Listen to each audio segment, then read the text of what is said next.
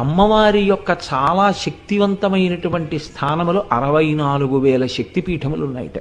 ఈ 64,000 శక్తిపీఠములను దర్శనం చేస్తే ఎంత ఫలితం ఉంటుందో అటువంటి ఫలితం 3 శక్తిపీఠాలని చూస్తే చాలన్నారు.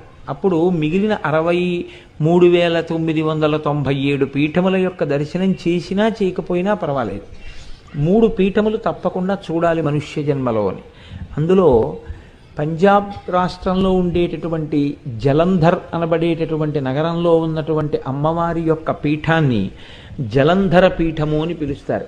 ఆ పీఠంలో ఉండేటటువంటి అమ్మవారి దర్శనం చాలా గొప్ప శక్తివంతమైనటువంటి దర్శనం కాబట్టి అక్కడ అమ్మవారి దర్శనం చెయ్యాలి అని. 2 ఓడ్యాన పీఠం.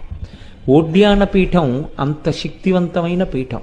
3 దక్షిణ భారతదేశంలో ఉన్నటువంటి కాంచీపీఠం. ఆమె ఎందుకు కామాక్షి కామదాయిని అవుతుంది అంటే ఆమె యందు సరస్వతీ శక్తి, లక్ష్మీ శక్తి, ఆమె యందే పార్వతీ శక్తి, 3 శక్తులు కలిగి ఉన్నటువంటి మూలపుటమ్మ కాబట్టి ఆవిడ ఏదైనా ఇవ్వగలదు. ఆ కామాక్షి కామదాయిని, కోరిన కోరికలు తీరుస్తుంది.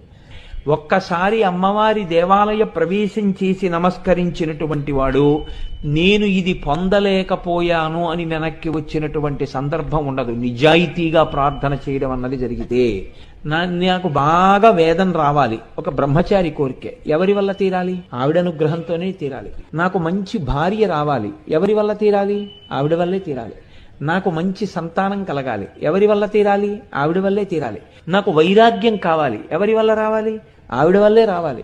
జ్ఞానము కావాలి, ఎవరి వల్ల రావాలి? ఆవిడ వల్లే రావాలి. చిట్ట చివరికి మోక్షం కావాలి, ఎవరివ్వాలి? ఆవిడే ఇవ్వాలి.